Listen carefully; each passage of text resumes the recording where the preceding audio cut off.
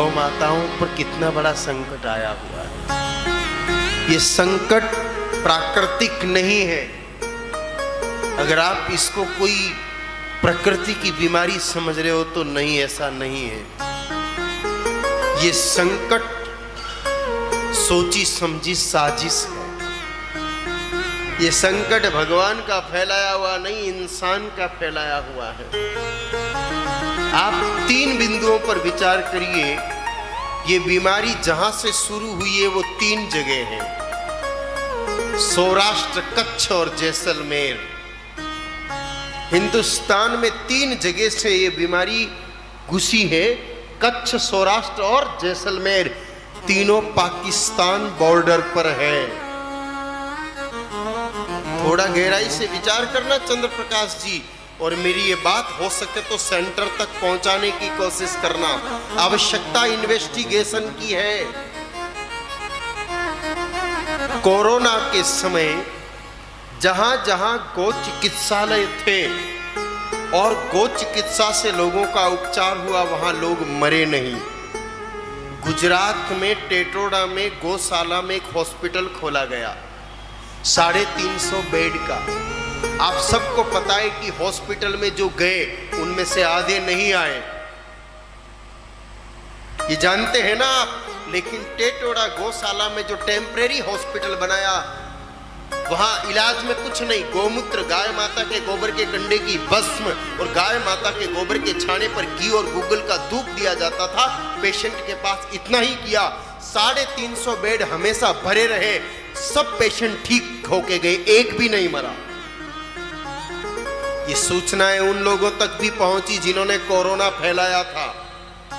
उनको लगा कि गाय ऐसी शक्ति है जो जैविक हथियार को रोकती है, और आने वाले समय में जैविक हथियारों से हमले होंगे और होंगे। कोरोना एक सैंपल था, तैयारियां और भी चल रही है। उनको जब लगा कि गौ की सेवा से, गौमूत्र से, गोबर के धुएं से और गोबर की राख से लोग स्वस्थ होते हैं, तो आने वाले समय में लोग इसका उपयोग करेंगे तो हमारी साजिश ठीक नहीं होगी। इसलिए उन्होंने गाय माता के खिलाफ वायरस बनाया। देखिए, भैंसों पर इफेक्ट नहीं कर रहा है, बकरी पर असर नहीं कर रहा है, घोड़े पर असर नहीं कर रहा है, भेड़ पर असर नहीं कर रहा है, कुत्ते पर असर नहीं कर रहा है, शुद्ध जर्सी पर असर नहीं कर रहा है, शुद्ध होलिस्टन पर असर नहीं कर रहा है। या तो देसी गाय माता पर असर कर रहा है या मिक्स जर्सी होलिस्टन पर ही ये असर कर रहा है।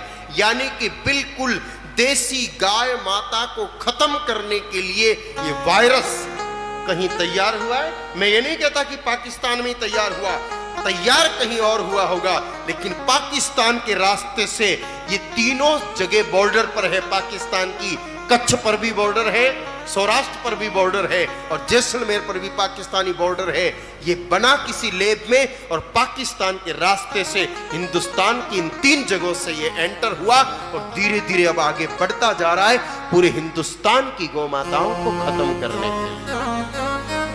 ये बहुत बड़ी साजिश है। इस साजिश को समझ करके, इसका अनुसंधान करके और कड़े कदम तो उठाने ही पड़ेंगे। आप स्वयं मंथन करना, ये सिर्फ इन 3 जगह से ही क्यों फैला? क्यों नहीं ये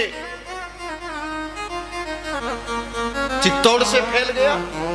क्यों नहीं ये भोपाल से फैल गया? क्यों ये मुंबई या दिल्ली से क्यों नहीं फैला? बॉर्डर से ही क्यों, और वो भी पाकिस्तान की बॉर्डर से ही क्यों, और तीनों क्षेत्र वही क्यों? अगर हम सोचेंगे तो ये चीज स्पष्ट है। और ये चीज जब स्पष्ट है तो सबसे पहले तो प्राथमिक आवश्यकता तो ये है कि हम तुरंत गाय माता को बचाने का प्रयास करें। जो गाय माता अभी तक स्वस्थ है उनको वैक्सीन लगवाएं। जो गाय माता बीमार है, लंपी नाम से ही एक होम्योपैथिक मेडिसिन आ रही है जो रोटी पर लगा करके 3 तरह की दवाई आती है, तीनों को मिक्स करो और जैसे रोटी पर घी चुपड़ते हो वैसे उस दवाई को लगा के गौ माता को खिलाना शुरू करो। ज्यादा महंगा नहीं है, सबको अपने अपने घरों में वो रखनी चाहिए। रोटियां तो आप सड़क पर घूमती हुई गाय माताओं को देते हो, थोड़े दिन घी नहीं वो दवाई लगा के दो। बहुत ज्यादा महंगा नहीं, 100-150 रुपए का डिब्बा आता है। अपने अपने घर में इस समय सब वो डिब्बे रखिए। और तीनों दवाइयों को मिला करके एक डिब्बे में 3 शीशी आती है, तीनों को मिक्स करो और मिक्स करके रोटी पर चुपड़ करके जितनी गाय माताओं को खिला सको खिलाओ। ये इस समय की सबसे बड़ी सेवा है। और दूसरा काम, जिन गाय माताओं को ज्यादा तकलीफ होने लगी है उनको हल्दी, काली मिर्च और घी, 50 ग्राम हल्दी, 50 ग्राम काली मिर्च और 50 ग्राम घी, तीनों को मिला करके और फिर गुड़ आटे में लड्डू बना लो और एक एक लड्डू, 2-2 लड्डू आप घूमती हुई गाय माताओं को खिलाओ और गौशालाओं में जा करके गाय माताओं को खिलाओ। आपके घर में बंदी हो उस गाय माता को खिलाओ। इस समय इस भयंकर महामारी से गौ माताओं को बचाने के अभी तक ये 3 साधन ही सामने आए हैं।